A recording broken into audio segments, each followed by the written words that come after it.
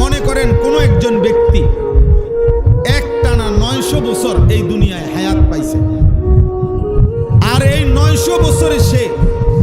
আল্লাহর নাফরমানি করছে, কোনদিন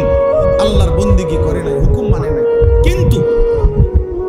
900 বছরে সে কোনদিন এক বিন্দু দুঃখ পায় নাই, কষ্ট পায় নাই,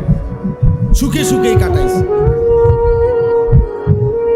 আনন্দ আর ফুর্তিতে মন চার চাইছে সে তাই করছে। আল্লাহর নাফরমানি বলতে যত কিছু হইতে পারে, চুরি, ডাকাতি, জিনা, ব্যভিচার, মদ, জুয়া, নারী, নেশা, গান, বাদ্য, নাটক, সিনেমা, হালাল হারাম মিশাইয়া যা মন চায় তাই করছে, কিন্তু কোনো দুঃখ পায় নাই, কষ্ট পায় নাই, একদিনের জন্য না। প্রিয় ভাই, এবার শোনো,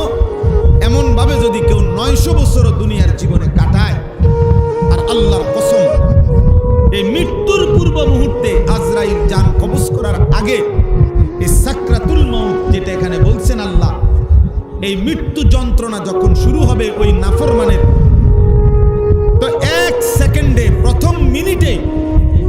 তাফসীরে লিখছে এই নাফরমান, বেঈমান, পাপী 900 বছরের টানা সুখ আনন্দ 1 সেকেন্ডে